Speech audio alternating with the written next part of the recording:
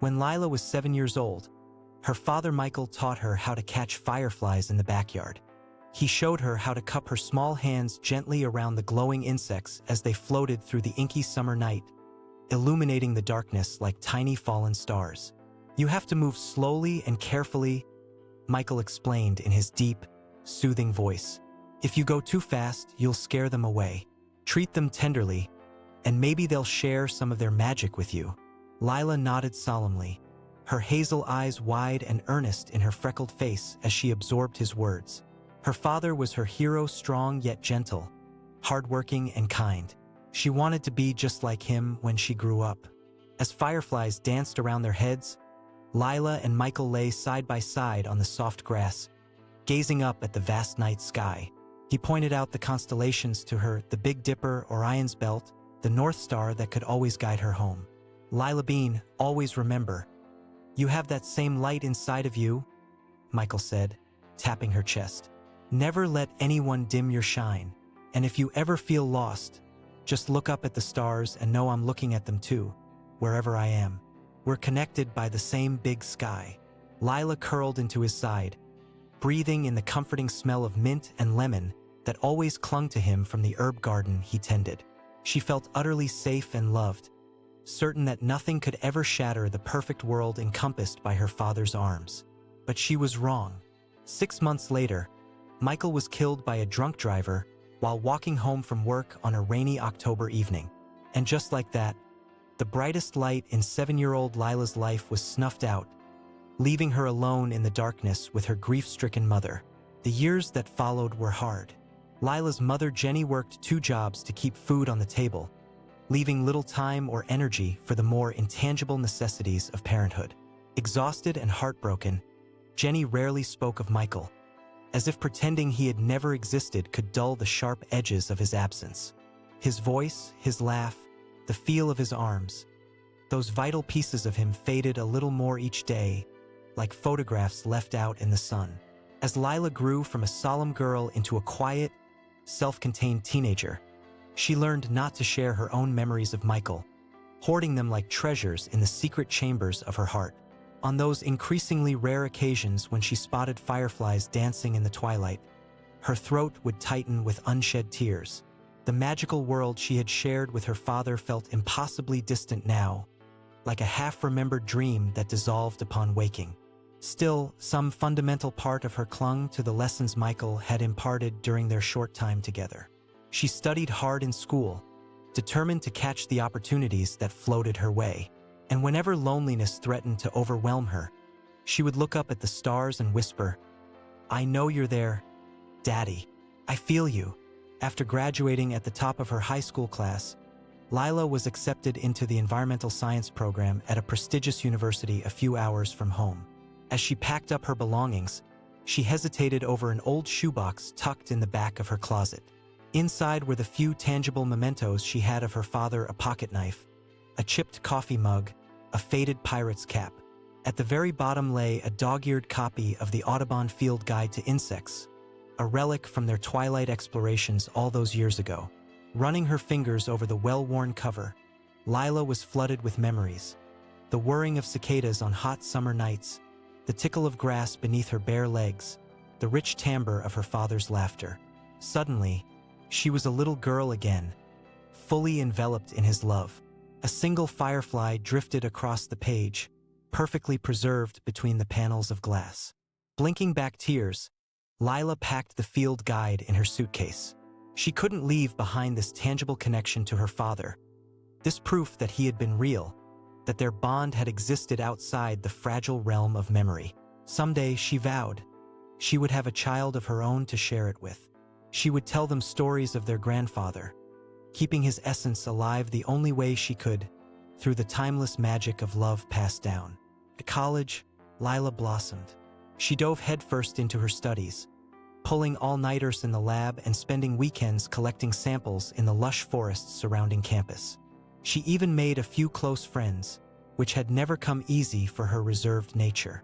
There was artistic Nina, who painted vibrant murals on abandoned walls, boisterous Ryan, who hosted legendary board game nights, and soulful Kai, who introduced her to the meditative power of rock climbing.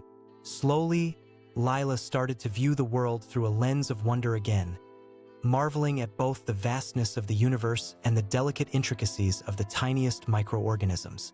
Her father's words would often echo in her mind.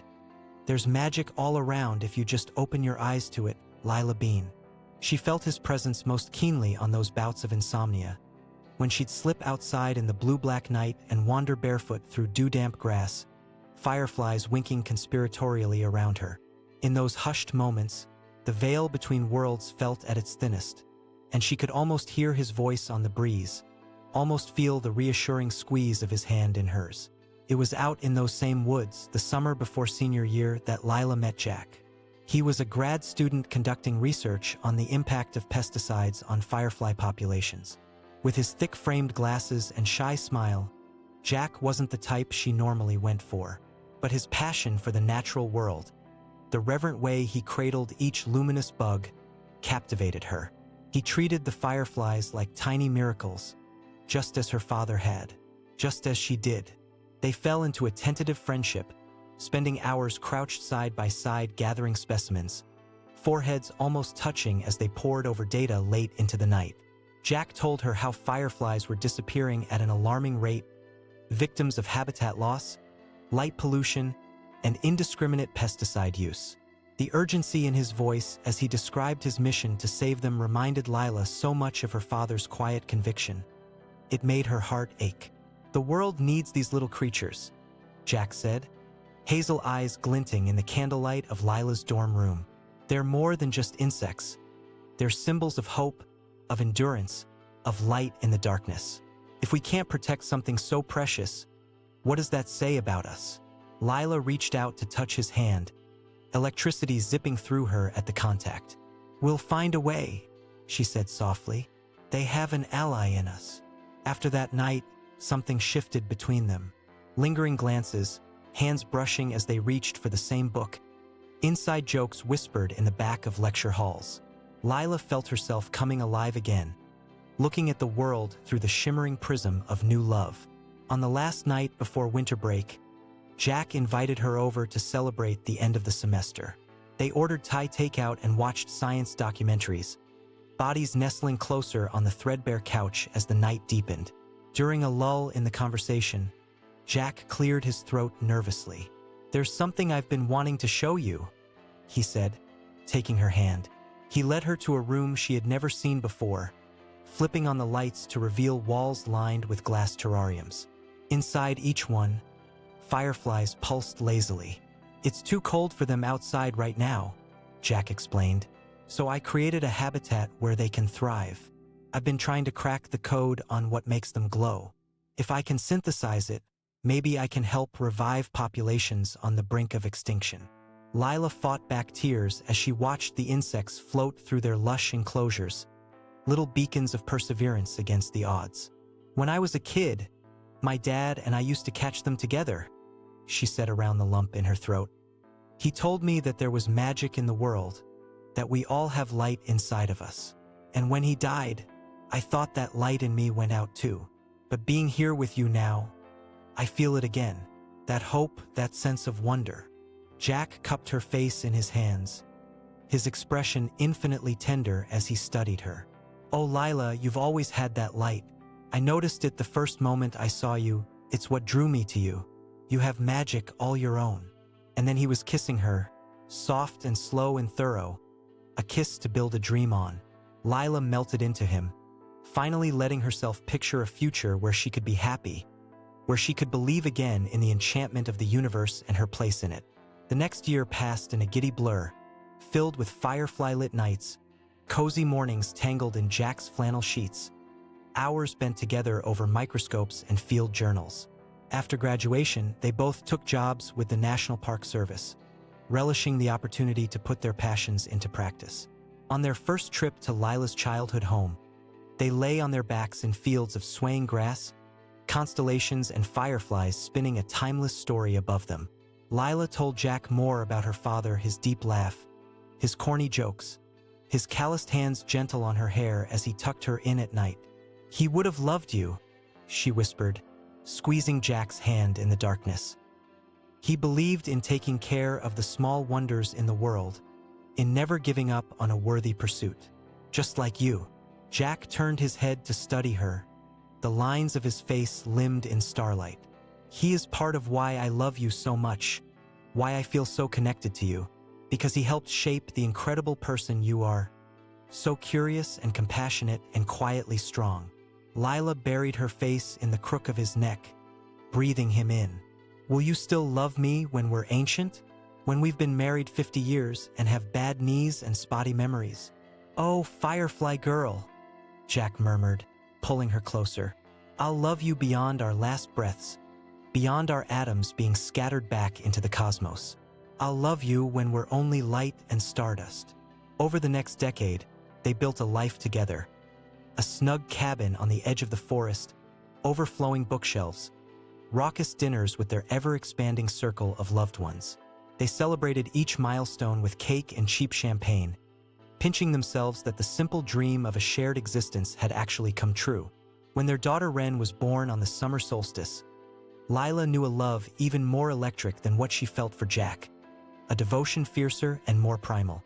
As she cradled the tiny pink bundle, Jack pressed a line of kisses along her hairline. We made a little light, he whispered in awe. A piece of your dad, a piece of us. Lila smiled through her tears, studying Wren's delicate eyelashes, paper-thin fingernails, rosebud mouth. Welcome to the world, Glowbug, she breathed against the baby's silky cheek. We'll teach you to find magic in everything. And they did, through firefly-catching expeditions, stargazing parties, hours spent identifying plants and insects in sun-dappled meadows. Wren grew into an adventurous and empathetic child, as fascinated by the whirls of a snail shell as she was by the vastness of space. Lila gave her the weathered Audubon guide from her own youth, watching in wonder as her daughter absorbed its secrets like a sponge. Your grandpa gave me that when I was about your age, Lila said, running a hand over Wren's wild curls. He taught me that every creature is important, no matter how small. I wish I could have met him, Wren said wistfully, cradling a firefly in her chubby hands. I bet he would have loved catching lightning bugs with me. Oh, he's here with us? Lila replied around the thickness in her throat. He's in the breeze, in the soil, in the twinkle of the stars. In you. Whenever you cup a firefly in your palm, he's smiling down on you. Wren's eyes widened with delight at this idea, her face glowing as if she'd swallowed one of those luminous beetles whole. And in that moment, Lila was struck by the realization that her father had been right all along. There was an eternal light that connected them all, an infinite chain of love that death and distance could never sever. In teaching her daughter to search out wonder, she had rekindled those embers in herself. Now, as she watched 10-year-old Wren skip ahead of her through the purple twilight, mason jar outstretched to catch the drifting sparks, Lila felt decades of grief and joy swirl together into an emotion almost too big to name. Gratitude, maybe, for all of it.